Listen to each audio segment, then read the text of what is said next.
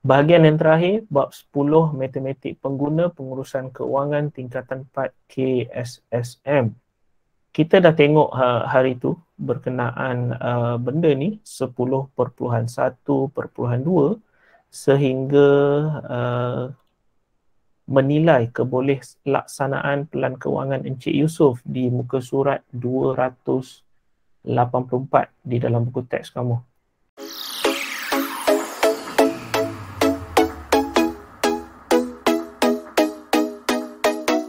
So hari ini kita akan teruskan dengan muka surat 285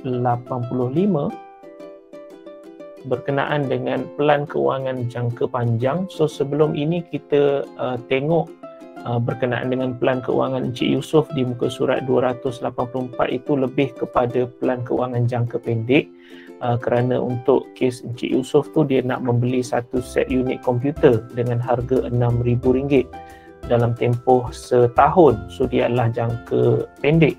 So untuk kali ini kita nak tengok pelan kewangan jangka panjang muka surat 285 dalam buku teks. So pelan kewangan jangka panjang, okey, pelan kewangan jangka panjang sama penting seperti pelan kewangan jangka pendek. Okey, kedua-duanya sebenarnya sama penting. Tujuan pelan kewangan jangka panjang adalah bagi mencapai matlamat seperti yang dirancang pada peringkat awal. So bendanya sama, jangka pendek maupun jangka panjang dia adalah benda yang sama. Yang berbeza adalah pada tempoh dia, okey, tempoh masa yang kamu nak capai. Pelan kewangan jangka panjang merupakan pelan kewangan yang melebihi 5 tahun. So kalau jangka pendek dia adalah kurang daripada 1 tahun.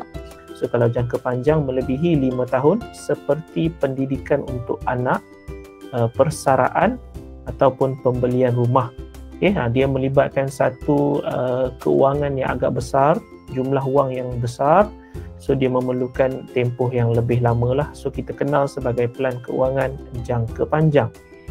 So untuk membina pelan keuangan jangka panjang, aspek utama yang perlu diambil kira adalah seperti kadar inflasi, kadar faedah dan kesihatan diri.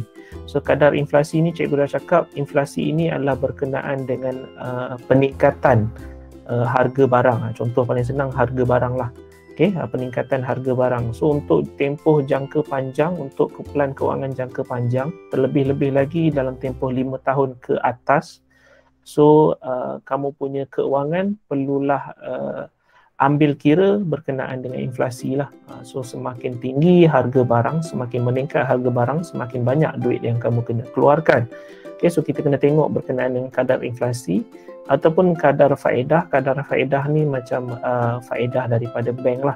Okay, simpanan duit kamu dalam bank, so semakin tahun dia semakin berkembang. Dan kesihatan diri, yang ni yang paling berguna sekali, yang paling mustahak. Kamu duit banyak tapi kesihatan tidak memberangsangkan, so dia dah jadi masalah juga. So tak ada guna. Orang pernah cakap duit banyak tak guna sekiranya badan tidak sihat. Okay, sebab kamu tak boleh nak guna pun duit tu, kamu lebih nak guna duit untuk kesihatan diri kamu juga. So dia jadi macam kurang berfungsi lah sikit. Duit banyak, diri sakit. So semasa membina pelan keuangan jangka panjang adalah lebih baik jika kita mulakan tabungan lebih awal. Okay, so ini senang. Hal ini kerana amalan ini selamat dan dapat membantu kita mencapai matlamat keuangan dengan lebih cepat. Contohnya seperti persediaan untuk bersara. So kamu biasanya penjawat awam dia akan bersara umur 60. So sebelum capai umur 60, kamu seharusnya ada simpanan terlebih awal lah. Okay, barulah orang kata langkah itu ataupun itu adalah langkah yang lebih selamat. Okay, persaraan. Untuk persaraan, simpan duit terlebih awal. So pelan keuangan jangka panjang yang dibina berbeza bagi setiap individu. Okay, kaya harta, miskin kesihatan. Betul dah tu. Okay, so pelan keuangan jangka panjang yang dibina berbeza. So pastinya apa yang kamu rancang untuk diri kamu dan juga keluarga kamu takkan sama dengan apa yang orang lain rancang untuk diri mereka dan keluarga mereka. Okay, so dia atas kamu punya kehendak diri sendiri, okay, dan juga kehendak keluarga. So pendapatan seseorang individu ataupun gabungan pendapatan suami dan isteri membolehkan seseorang individu menyimpan simpanan bulanan yang mencukupi dalam tempoh masa yang lebih pendek. Okey. So apa yang nak dikatakan di sini, sekiranya kamu menyimpan seorang diri berbanding kamu menyimpan bersama suami dan isteri, seharusnya simpanan suami dan isteri itu dia akan lebih cepatlah untuk sampai kepada kamu punya pelan matlamat keuangan. Okay? Berbanding kamu kumpul seorang. So pastilah. Okay? So maksudnya sekarang apa yang boleh diperkatakan, kahwinlah awal. Okay? Sama-sama mencari duit. Okay? So nasihat-nasihat. Okay, so apa yang kita nak tengok adalah berkenaan dengan contoh yang ke-6, muka surat 285. Okay, berkenaan dengan Encik Said. Okay, terpulanglah siapa yang nak kahwin awal. Jodoh awal dipersilakan untuk kahwin awal sebab cikgu sendiri pun kahwin umur 24. Okay, so mungkin sebab marah. So mungkin sebab cikgu kenal isteri cikgu selepas SPM. Okay, kita selitkan sikit. So cikgu kenal isteri cikgu selepas SPM. So tempoh 2000 tahun 2005. Okay, cikgu kenal isteri cikgu sehinggalah kami kahwin 2011. So tempoh dalam 6 tahun.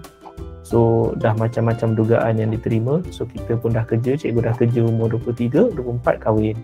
Okay, so senang kita merancang masa depan. Okay, sebagai selingan. Okay, so contoh yang ke-6 muka surat 285. Betul. Okay, kamu 2005 baru lahir.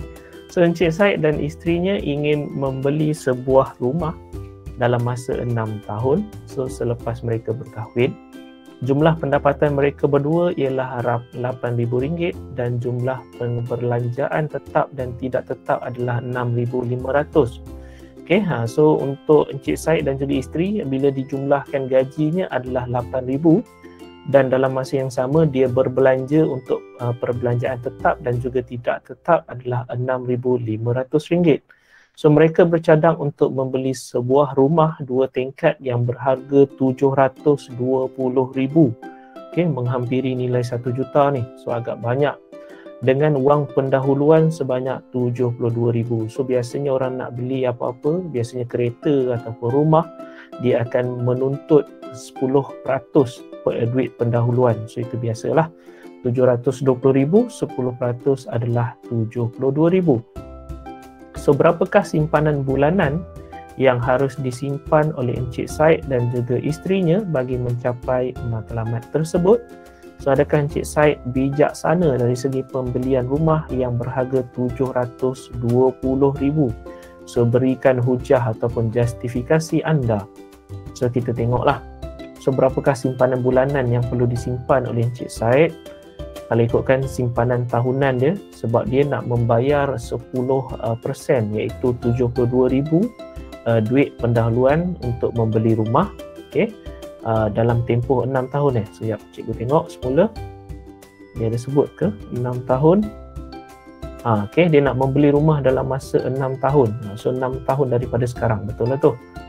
Okay, so RM72,000 kita akan bahagikan dengan 6 tahun.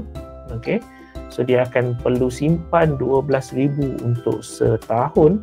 So untuk setahun RM12,000. So sebulan kita bahagikan, cikgu salah ni, dibahagikan dengan 12 bulan sepatutnya dekat sini. Okay, so ada juga typo. So dibahagikan dengan 12 bulan, so barulah kamu dapat RM1,000 sebulan. Sekejap cikgu tukarlah terus. Okay, alang-alang. Okay, so dah betul. So RM12,000 kita bahagi dengan 12 bulan, so dapatlah RM1,000 sebulan. So bermaksud Encik Said perlu menyimpan sebanyak RM1,000 sebulan untuk mencapai matlamat keuangan jangka panjang, dan tidak sukarlah dia nak buat macam tu sebab memandangkan pendapatan dia adalah RM8,000 dan juga perbelanjaan dia adalah RM6,500. So mereka masih ada baki. Okay, so kalau ikutkan duit baki dia RM8,000 tolak dengan RM6,500, Ini 800. Okey, kita nak tengok berapakah baki. So bermaksud dia masih ada 1,500 sebagai baki.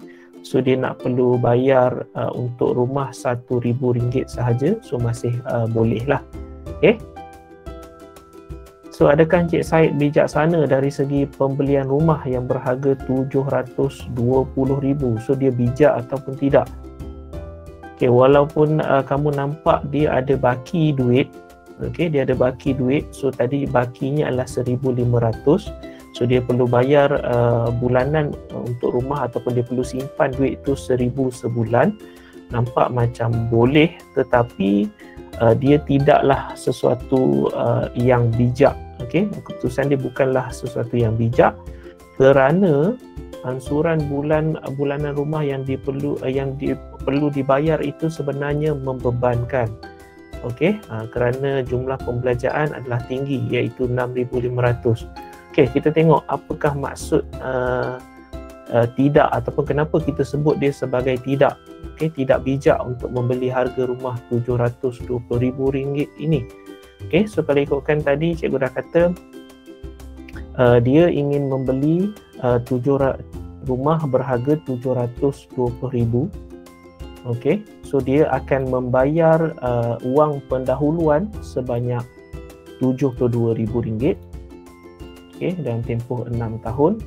So bermaksud dia akan membuat pinjaman dengan bank bernilai RM648,000. So ini nilai yang perlu dia pinjam lah daripada bank, memandangkan harga rumah RM720,000, dia dah bayar wang pendahuluan RM72,000, dia nak bayar RM72,000.